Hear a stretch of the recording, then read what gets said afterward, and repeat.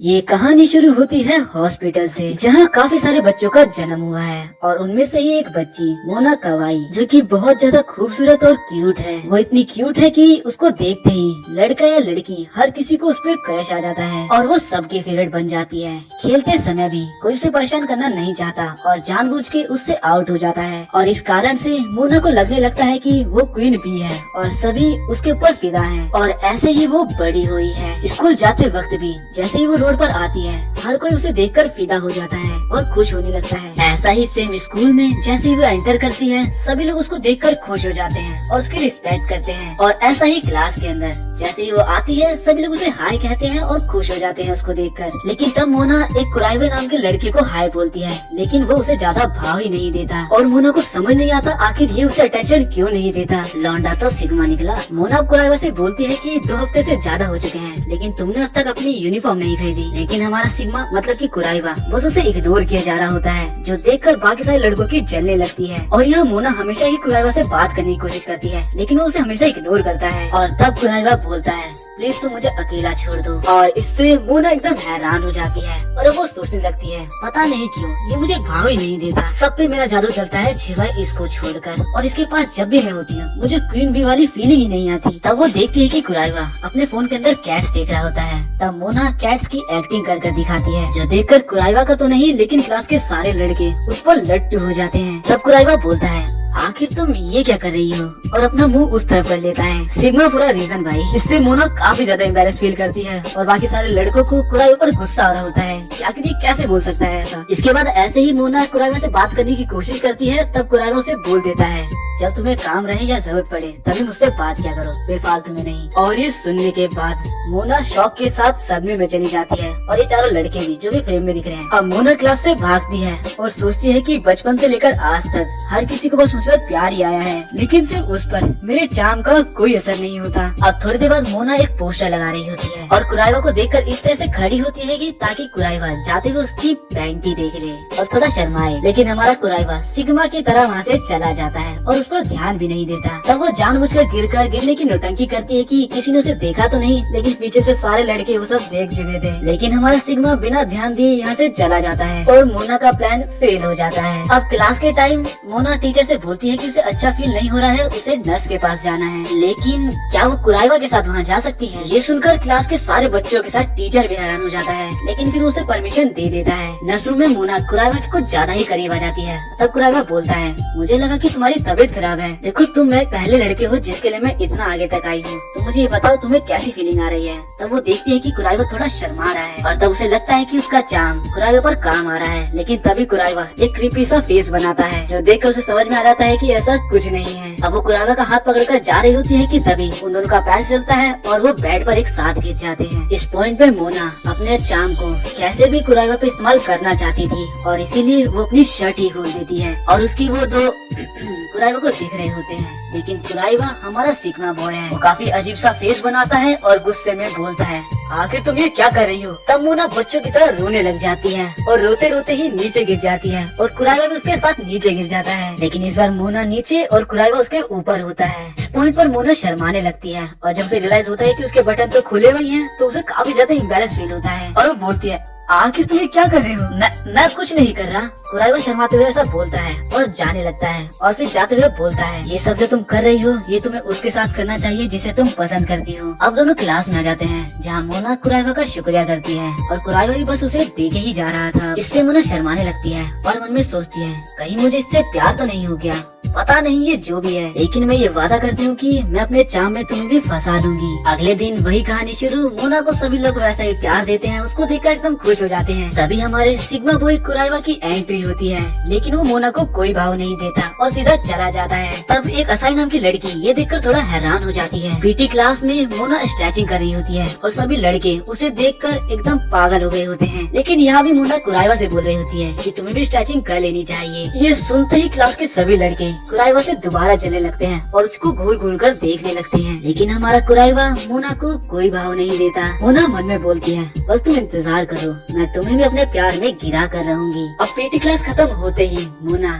कुराइवा को अपने प्यार में गिराने के लिए अजीब अजीब से पोज बनाने लगती है और अपना चाम गिराने लगती है, जो देखकर कुराइवा को छोड़कर क्लास के सारे लड़के उसमें फंस जाते हैं और उस पर लट्टू हो जाते हैं। लेकिन कुराइबा अपना मुंह मोड़ता है और सीधा क्लास से बाहर निकल जाता है। ये देखकर क्लास के सारे लड़के एकदम हैरान हो जाते हैं और मोना का दिल फिर से एक और बार टूट जाता है। अब कुराइबा अपना मुंह धो रहा होता है और मोना भी उसी तरफ आ रही होती है। वो सोच रही होती है कि आखिर क्यों उसके ऊपर मेरे चाम का यूज नहीं होता। अब मोना पानी पीने के लिए झुकती है और कुराइबा उसका फेस देखकर थोड़ा ब्लश करने लगता है और उसे देखता जाता है। तब मोना ये देख लेती है और कुराइबा अपना मुंह मोड़ लेता है और मोना को समझ में आ जाता है कि कैसे उसे अपने चाम में फंसाना है। वो सारा पानी अपने ऊपर गिर लेती है और पूरी गीली हो जाती है और इस वजह से उसके टी शर्ट के अंदर के दिख रहे होते हैं। ये देखकर कुराइबा एकदम लाल हो जाता है और ये रियलाइज करने के बाद खुद मोना ही शर्माने लगती है और कुराइबा से बोलती है कि मेरी तरफ मत देखो। लेकिन तब कुराइबा अपने टी शर्ट उतारकर मोना को पहना देता है और बोलता है इसे पहने रखना। मोना उसको देखकर शर्माने लगती है और कुराइबा यहाँ से जाने लगता है और जाते हुए मोना उसका शुक्रिया करती है और उन दोनों को एक लड़की देख लेती है। अब छुट्टी के टाइम उसकी क्लास के ही दो लड़के उसे पकड़ लेते हैं और बोलते हैं कि तुम कुछ ज्यादा ही कठोर नहीं हो मोना के प्रति। वो तुमसे बात करती है और तुम उसे इग्नोर करते हो। और अब थोड़ी देर बाद हम उन तीनों को ही पार्क में देखते हैं जहाँ पर कुराइबा बताता है कि असल में मुझे लड़कियों से बात करने के लिए मना किया गया है और मुझे लड़कियों से बात करना आता ही नहीं है। मेरे गाँव में सिर्फ बुजुर्ग लोग और बकरियां ही हैं और मोना जैसी खूबसूरत लड़की मेरे पूरे गांव में नहीं है और इसीलिए जब भी वो मेरे सामने आती है मुझे समझ ही नहीं आता कि आखिर मैं उसे क्या बोलूं। और उसे क्लास के दो लड़कों को समझ में आ जाता है कि आखिर वो मोना से बात क्यों नहीं कर पाता। यहाँ कुराइबा मोना के साथ बिताए गए सारे मोमेंट को याद कर शर्माने लगता है। आखिर मैं ये क्या सोच रहा हूँ, मेरे सिद्धांत मुझे ये इजाजत नहीं देते। कुराइबा एक गाँव से आया हुआ लड़का है जो की भगवान में कुछ ज्यादा ही मानता है, इसीलिए वो कुछ इस टाइप का है। इसलिए जब भी कुछ भी ऐसा होता है या वो कुछ भी ऐसा सोचता है तो अपने सर पर हाथ रख कर मौन करने लगता है और खड़ा होकर जोर से चिल्लाते हुए बोलता है मुझे ये नहीं सोचना, मुझे ये नहीं सोचना। अगले दिन क्लास में मोना उसके टी शर्ट लौटाते हुए बोलती है कि मैंने इसे पहना था और अब इसके अंदर से मेरी खुशबू आती है, तो क्या तुम इसे लेना चाहोगे ना। ये सुनकर कुराइबा थोड़ा शर्माता है और फिर वो वापस से अपनी चैंटिंग चालू कर देता है, मतलब वही जो उसने पार्क में किया था। और मोना सोचती है कि अब चाहे तुम कुछ भी कर लो, मैं तुम्हें अपने प्यार में गिरा कर रहूंगी।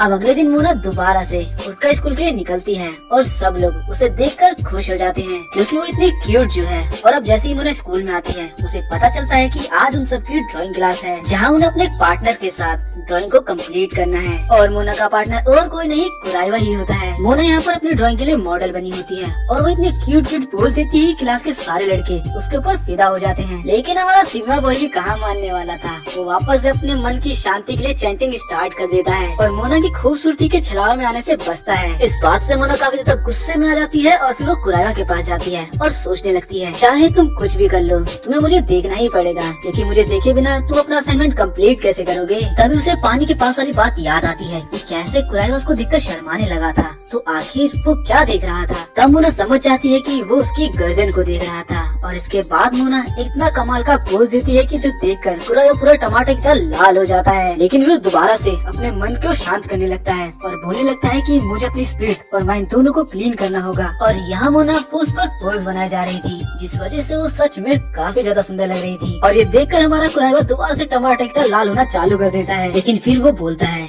ये सब मेरी ट्रेनिंग का पार्ट है, मुझे इसे कैसे भी करना होगा।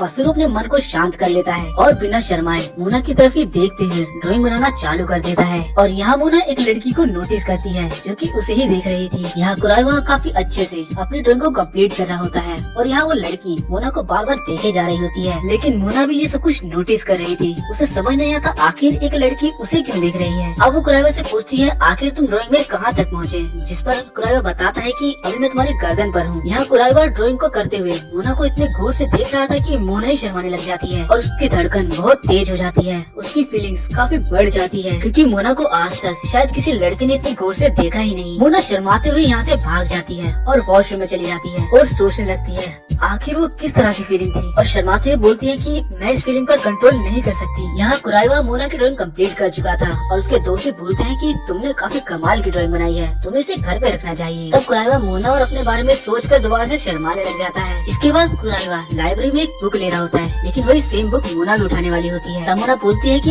ये तो मांगा वाला सीन हो गया। वैसे देखो हम दोनों की पसंद भी सेम है, तो क्यों ना इस बुक को हम दोनों साथ में पढ़ें। लेकिन तब कुराइवा बुक मोना को ही दे देता है और बोलता है कि तुम ही इसे पढ़ लो, और यहाँ से चैंटिंग करता हुआ चला जाता है। तब मोना देखती है कि यहाँ पर दोबारा से वही लड़की उन दोनों को देख रही है। इसके बाद लाइब्रेरी में सभी लड़के चल रहे होते हैं, क्योंकि मोना कुराइवा के कुछ ज्यादा ही पास बैठी होती है और कुराइवा यहाँ पर अपने मन को शांत कर रहा होता है। तब मोना नोटिस करती है कि वो लड़की दोबारा से उन्हें ही देख रही है। अब उसे समझ नहीं आता आखिर ये लड़की उसे क्यों देख रही है, लेकिन तभी उसे लगता है कि शायद ये लड़की उसे नहीं बल्कि कुराइवा को देख रही है। इससे मोना काफी ज्यादा गुस्से में और काफी ज्यादा शॉक में होती है कि कहीं वो लड़की कुराइवा को पसंद तो नहीं करती, और अपने माइंड में उन दोनों की इमेजेस को इमेजिन करने लगती है। इससे मोना को और भी ज्यादा गुस्सा आने लगता है और वो बोलती है ऐसा नहीं हो सकता, कुराइवा सबसे पहले मेरा होगा, उसके बाद वो किसी और का हो सकता है। और वो सोचती है कि उसे अपना चाम बहुत स्पीड में कुराइवा के ऊपर गिराना होगा, वरना कोई और उसे ले जाएगा। इसीलिए मुझे अपना फुल पोटेंशियल दिखाना होगा। जिसके तुरंत बाद मोना ग्लासेस लगा के एक नए लुक में आ जाती है, जिसमें वो और भी ज्यादा खूबसूरत लग रही होती है। मोना की ये लुक देखकर बाकी सारे बच्चों के साथ साथ कुराइवा भी टमाटर की तरह पूरा लाल हो जाता है, लेकिन वो फिर से अपने मन को शांत करने के लिए उसे इग्नोर करने की कोशिश करता है। तब मोना नीचे से अपना पैर कुराइवा के पैर पर मारती है, लेकिन तब कुराइवा बोलता है कि तुम्हें ये नहीं करना चाहिए। तब मोना काफी अलग अंदाज में कुराइवा से पूछती है अच्छा ऐसी बात है, अब मुझे तुम सबसे पहले ये बताओ कि मुझे देखकर तुम्हें किस तरह की फीलिंग्स या तुम्हें कैसा फील हो रहा है। लेकिन हमारा सिग्मा बॉय एक अजीब सा मुंह बनाते हुए खड़ा होता है और बोलता है तुम बहुत ज्यादा ही बेकार हो, तुम्हें किसी को भी ऐसे पैर नहीं मारना चाहिए, और ऐसा बोलकर वो यहाँ से चला जाता है। मोना काफी ज्यादा शॉक में और गुस्से में होती है, लेकिन फिर वो देखती है कि वो लड़की दोबारा से उसे ही देखी जा रही है। इन सब की वजह से मोना का दिमाग पूरी तरह से खराब हो चुका था, इसीलिए अब से वो उस लड़की हारूनो को ही देखने लगती है। वो देखती है कि वो लड़की हारूनो गार्डन में फूलों को पानी दे रही है, और ऐसा करने के लिए किसी ने उसे बोला भी नहीं है। हारूनो क्लास का ब्लैक बोर्ड भी साफ कर देती है और बेंचेस को भी सही से लगा देती है। और इसके बाद लॉकर रूम में चेंजिंग के वक्त मोना हारूनो की बॉडी यानी उसका फिगर देखती है और काफी ज्यादा जेलसी फील करती है, क्योंकि उसकी बॉडी उससे ज्यादा अच्छी थी। अब वो काफी ज्यादा परेशानी में भागने लगती है। उसे लगता है कि ये तो कुराइवा को आसानी से पटा लेगी। अब मोना सोचती है कि उसे कुछ न कुछ तो करना ही होगा, और एक तो कुराइवा भी उसे बिल्कुल भाव नहीं देता। तभी उसके पास एक लड़का आता है और उसको बुक देता है जो उसने मंगाई थी, इसलिए मोना उसका शुक्रिया करती है। लड़के के जाते ही मोना को एक आइडिया आता है और वो सोचती है कि उसने कभी भी कुराइवा से प्यार से बात नहीं करी है, इसलिए उसे एक बार ये ट्राई करना होगा। अब हम कुराइवा को देखते हैं जो कि टेरिस पर आराम से बैठा होता है। तभी उसके हाथ में एक हैंकी आ जाता है उड़ते हुए, जो कि मोना का ही होता है। मोना बताती है कि ये उड़ते हुए तुम्हारे पास आ गया, और अब उसे थैंक्स बोलते हुए वो हैंकी को लेते वक्त सोचती है कि वो उसे यहाँ पर आई लव यू भी बोलेगी। अब वो बताती है कि ये हैंकी उसके लिए काफी इम्पोर्टेंट है। अब मोना उसे आई लव यू बोलने ही वाली होती है, लेकिन यह काफी तेज हवा चलती है, जिससे मोना का कपड़ा उड़ जाता है। नजारा देखकर कुराइवा शर्माने लगता है और बोलता है कि मैंने कुछ नहीं देखा। तो मोना यहाँ से बिना आई लव यू बोले ही भाग जाती है। नीचे आते वक्त तो सोचने लगती है आखिर मैं इतना शर्मा क्यों रही हूँ आई लव यू बोलने में। अब स्कूल में एक फेस्टिवल होता है और क्लास में पर्ची के द्वारा तय किया जाता है कि आखिर कौन क्या काम करेगा, और सब नहीं कर रहे होते हैं। मोना सोची होती है कि पूरा एक महीना हो चुका है, लेकिन कुराइवा मुझे जरा भी भाव नहीं देता। अब हारूनो बोलती है कि मैं इस फेस्टिवल को कराने में आपकी पूरी मदद करूंगी और अपना पूरा बेस्ट दूंगी, क्योंकि वो उसे हेल्पर का काम मिला है। अब मोना की बारी होती है और जैसे ही वो पर्ची निकालती है तो उसे भी हेल्पर का काम मिलता है, यानी कि इन दोनों को ही पूरे फेस्टिवल की तैयारियां करनी है। अब दोनों साथ बैठकर फेस्टिवल के लिए लिस्ट बनाने लगते हैं, जहाँ हारूनो मोना से बोलती है अच्छा अगर तुम किसी फेस्टिवल में जाती हो तो किस तरह के कपड़े पहनती हो, जिस पर मोना बताती है कि वो तो हमेशा बनी वाला पहनती थी। जो सुनकर हारूनो काफी ज्यादा एक्साइटेड हो जाती है और उसकी काफी ज्यादा तारीफें करने लगती है। लेकिन यहाँ मोना सोच रही होती है कि अभी हमारी सिचुएशन एक लव ट्रायंगल वाली है, लेकिन ये तो उसके बारे में बात भी नहीं करना चाहती। हारूनो फेस्टिवल के लिए काफी ज्यादा खुश होती है, लेकिन मोना उसका कंपटीशन उसके सामने है और वो उसे क्रश करना चाहती है। अब हारूनो मोना को चॉकलेट ऑफर करती है और मोना को भी काफी ज्यादा अच्छा लगता है, लेकिन तभी हारूनो का एक कॉल आता है और वो फोन छुपा लेती है। इससे मोना को थोड़ा अजीब लगता है और वो बोलती है आखिर किसका फोन है और क्या तुम मुझे अपना फोन दिखा सकती हो। लेकिन हारूनो साफ साफ बोलती है कि मैं तुम्हें कुछ भी कर लो, ये फोन नहीं दिखाने वाली। इससे मोना को काफी अजीब लगता है और अब वो उसका पीछा करने लगती है। दोनों ही नीचे गिर जाती है और जब मोना उसका फोन चेक करती है, हारूनो के फोन के अंदर मोना की ही काफी सारी फोटोज थी। तो हारूनो बताती है कि वो मोना को हमेशा देखती रहती है और वो उसे काफी पसंद करती है। तो हारूनो बोलती है कि मैं नहीं चाहती है किसी को भी पता चले, मेरे फोन के अंदर तुम्हारी 300 से भी ज्यादा फोटोज हैं। जब मैंने तुम्हें पहली बार देखा तुम काफी ज्यादा क्यूट लग रही थी। अब मोना उससे माफी मांगने लगती है और अंदर से खुश होती है क्योंकि कुराइवा को लेकर उसकी टेंशन खत्म हो चुकी थी। तभी हारुनो बोलती है कि मुझे पता है कुराइवा तुम्हारा क्रश है, तुम उसे पसंद करती हो और जब भी वो तुम्हारे आसपास होता है तुम्हारी शाइन, तुम्हारी चमक बिल्कुल बदल सी जाती है। अब से मैं भी तुम्हारी मदद करूंगी कुराइवा को तुम्हारे क्लोज लाने में, लेकिन अगर तुम मुझे अपना दोस्त बनाओगी तो ही। तब मोना इसके लिए मान जाती है। अब स्कूल में फेस्टिवल की तैयारी काफी जोरों शोरों से चल रही होती है और इनकी क्लास इस बार किसी कैफे को खोलने वाली है, इसीलिए सभी लोग अपनी अपनी प्लानिंग्स कर रहे होते हैं। यहाँ मोना भी सोच रही होती है कि उन्हें कितनी चीजों की जरूरत पड़ने वाली है। तभी यहाँ हारुनो आती है जो कि बताती है कि कॉस्ट्यूम का इंतजाम हो चुका है। मोना बताती है कि उन दोनों के बीच में अब काफी ज्यादा बातें होने लगी है और अब वो दोनों काफी क्लोज भी आ चुकी है। अब तभी मोना की नजर कुराइवा पर जाती है जो कि फ्लावर को बनाने में काफी व्यस्त होता है। मोना को ऐसे देखकर हारुनो बोलती है, मैं आशा करती हूँ कि फेस्टिवल के दौरान तुम्हें कुराइवा के साथ ज्यादा टाइम स्पेंड करने का मौका मिले। तो मोना उससे बोलती है कि तुम बार बार एक ही टॉपिक को लेकर मत बैठा करो। तब हारुनो यहाँ से चली जाती है। तो मोना बोलती है कि सच में ये काफी बड़ा सर दर्द है, ये बस हमेशा एक ही बात करती रहती है और पता नहीं हारुनो को ये क्यों लगता है कि कुराइवा के ऊपर मेरा क्रश है। कुराइवा को भी ऐसा फील हो रहा होता है कि कोई उसे देख रहा है। मोना और हारुनो दोनों कॉस्ट्यूम्स को देखने लगती है। मोना को सारी कॉस्ट्यूम्स काफी अच्छी लगती है। इस पर हारुनो बोलती है कि तुम्हें एक बार ट्राई भी कर लेना चाहिए, पर मोना बोलती है कि मैं उसी दिन ट्राई करके देख लूंगी। अब हारुनो मोना को किसी लव ब्रिज के बारे में बताने लगती है, लेकिन मोना को कुछ समझ नहीं आता। तब हारुनो विंडो ओपन कर उसको दिखाती है कि देखो, हर साल फेस्टिवल के दौरान जब भी कपल्स वहाँ पर हाथ पकड़ के एक साथ रहते हैं तो वो मूवमेंट एक काफी ज्यादा रोमांटिक मूवमेंट में बदल जाता है। मैं आशा करती हूँ कि तुम भी कुराइवा के साथ वहाँ पर जाओ। मोना शर्माकर उसे डांटने वाली होती है, तभी यहाँ एक लड़की आकर हारुनो को अपने साथ ले जाती है। अब मोना कॉस्ट्यूम्स को देखने लगती है और तब वो उसे बारी बारी एक एक कर ट्राई करने लगती है और हर कॉस्ट्यूम के साथ उसका कैरेक्टर भी बदल जा रहा था। अब वो एक बनी वाला कॉस्ट्यूम पहनती है जिसे देखकर वो खुद ही शर्माने लगती है और बोलती है कि इसके अंदर तो मेरा काफी ज्यादा बॉडी पार्ट दिख रहा है। अब वो उसे चेंज करने वाली होती है कि तभी यहाँ पर कुराइवा आ जाता है और वो मोना को ऐसे कपड़ों में देख लेता है और मोना उसे देखकर काफी ज्यादा शर्मा जाती है और घबराहट के कारण कुछ बोल ही नहीं पाती। कुराइवा के सारे ऊपर नीचे गिर जाते हैं और वो बोलता है, मुझे टीचर्स ने यहाँ पर ये पेपर रखने कहा था, लेकिन लगता है मैं गलत टाइम पर आ गया। तभी यहाँ पर उन्हें हारुनो की आवाज आने लगती है। इससे मोना घबरा जाती है कि अगर हारुनो ने हम दोनों को साथ में देखा तो वो क्या क्या सोचेगी और इसीलिए वो कुराइवा का हाथ पकड़कर छुप जाती है और तभी यहाँ हारुनो आ जाती है। पर वो देखते है कि मोना तो यहाँ है ही नहीं। मोना और कुराइवा दोनों ही कपड़ों के पीछे छुपे हुए थे और दोनों एक दूसरे के काफी ज्यादा ही क्लोज थे। हारुनो जमीन पे गिरे पेपर्स को उठाने लगती है और यहाँ पर मोना कुराइवा को ज्यादा ही क्लोज थी, उसे ये फील हो रहा था। कुराइवा खुद पे कंट्रोल करने के लिए चैंटिंग का यूज करता है और करने लगता है, लेकिन उसकी आवाज मोना के कान में आ रही थी। उन दोनों की पोजीशंस काफी ज्यादा अजीब थी और मोना को लगता है कि अब इससे ज्यादा वो और यहाँ नहीं रह सकती। तभी हारुनो को एक लड़की बुलाने आ जाती है और उसे ले जाती है और तब वो दोनों बाहर आते हैं। मोना एक राहत की सांस लेती है और फिर सोचती है, मैं उसके साथ इतनी देर तक अंदर थी, जब मेरी हालत ऐसी है तो वो तो पक्का शर्मा ही रहा होगा। और ऐसा सोचकर वो पीछे मुड़कर देखती है और पाती है कि वो तो काफी ज्यादा रिलैक्स है, जैसे कि कुछ हुआ ही नहीं। अब मोना खुद को शीशे में देखती है और उसे लगता है कि उसने हद पार कर दी है और अब उसे रिग्रेट होने लगता है और कुराइवा भी ये सारी बातें सुन लेता है। मोना काफी ज्यादा घबरा कर और शर्माते हुए बोलते हैं कि तुम ये सब कुछ भूल जाओ जो भी यहाँ पर हुआ। तब कुराइवा बोलता है, इस कपड़े में तुम सच में काफी क्यूट लग रही हो। ये सुनकर मोना बिल्कुल सुन्न पड़ जाती है और शर्माने लगती है। कुराइवा भी यहाँ से शर्माते हुए चले जाता है और तब मोना सोचती है और शर्माते हुए बोलती है, आखिर क्यों मैं उसकी तरफ इतनी अट्रैक्ट होती जा रही हूँ। यहाँ कुराइवा भी सोचता है कि मेरे दिल की धड़कन कितनी ज्यादा तेज हो गई और वो कितनी क्यूट लग रही थी, लेकिन फिर वो अपने मन को शांत करता हुआ यहाँ से चला जाता है। अगले दिन मोना क्लास में आते ही सोचती है कि शायद आज वो मेरे से प्यार से बात करेगा, क्योंकि कल उसने मुझे क्यूट बोला था। ऐसा सोचकर जैसे ही वो उसे गुड मॉर्निंग बोलती है तब कुराइवा काफी अजीब सा मुंह बनाते हुए उसे गुड मॉर्निंग बोलता है और मोना का चार्म एक बार और फेल हो जाता है। अब फाइनली फेस्टिवल वाला दिन आता है और हम देखते हैं कि इनकी क्लास ने एक बनी कैफे खोला होता है। कैफे में काफी ज्यादा भीड़ होती है और इसकी वजह होती है मोना कवाई, क्योंकि वो पॉपुलर तो है ही और साथ के साथ वो अपने कैफे का प्रमोशन कर रही होती है, जिस वजह से यहाँ इतनी भीड़ है। अब यहाँ हम उसी असाई नाम की लड़की को देखते हैं और उसकी दोस्त बोलती है कि तुम भी कुछ खा लो, वो तुम्हें अभी नहीं दिखेगा। और यहाँ कैफे के अंदर कुराइवा जहाँ खाना बना रहा होता है वहाँ शिफ्ट चेंज हो जाती है और असल में ये सब हारुनो का प्लान रहता है ताकि कुराइवा और मोना दोनों एक साथ काफी सारा टाइम स्पेंड कर सके। अब मोना कुराइवा के पास आती है और बोलती है चलो बाहर घूम कर आते हैं, लेकिन कुराइवा साफ साफ मना कर रहा होता है। तब मोना बोलती है तुम्हें भूख लगी होगी तो चलो कुछ खा कर आते हैं, लेकिन कुराइवा अपने बना ही पैनकेक्स खाने लग जाता है। अब मोना बोलती है ये तो बिल्कुल भी चेंज नहीं हुआ, मुझे लगा कल के बाद ये बदल गया होगा।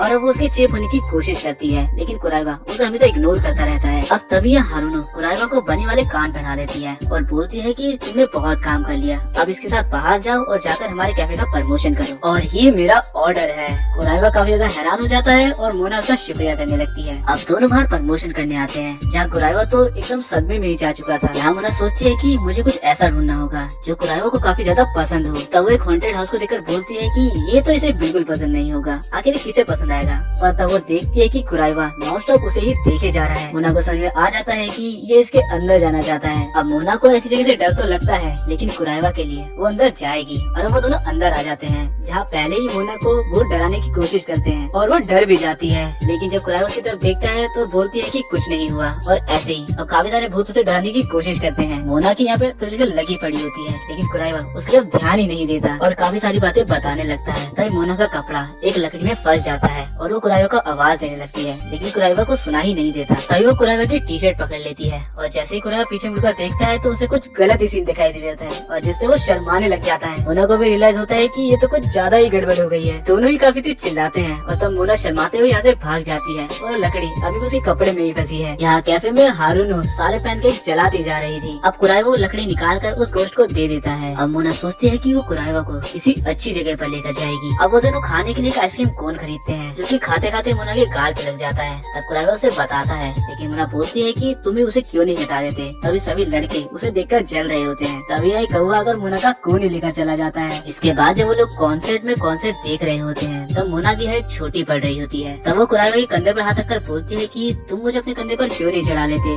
मुझे सही से दिख नहीं रहा। पर वो देखती है कि असल में कुराइवा होता ही नहीं है। इसके बाद वो लोग बलून्स को फुलाकर खेलने लगते हैं, लेकिन मोना का बलून टूट जाता है और कुराइवा अपने बलून से मजे से खेल रहा होता है और मोना का दिल एक बार और टूट जाता है। मोना पूरी तरह से हार चुकी थी क्योंकि उसका हर प्लान फेल होता जा रहा था। अब तभी वो बुक में देखने लगती है। तब वो देखते हैं कि 4 तो बज चुके हैं और 5 बजे फेस्टिवल खत्म हो जाएगा, लेकिन अभी तक वो कुराइवा करीब आ ही नहीं पाई। तभी वो दोनों उस ब्रिज पर काफी सारे कपल्स को देखते हैं और मोना काफी ज्यादा हैरान हो जाती है कि आखिर इतने सारे लोग। तब उसे हारूनो की बात याद आती है कि ये तो लवर्स ब्रिज है और वो इस मोमेंट पे काफी ज्यादा अजीब सा फील कर रही होती है। यहाँ दूसरी तरफ कैफे में वो लोग सारे पैनकेक्स को जलाते जा रहे थे और इसीलिए वो सब काफी ज्यादा परेशान हो चुके थे। तब असाई यहाँ से जाने की बात करने लगती है और उसकी दोस्त बोलती है कि ये कितना बेकार है, आप यहाँ उससे मिलने आई और आप उससे मिल भी नहीं पाई।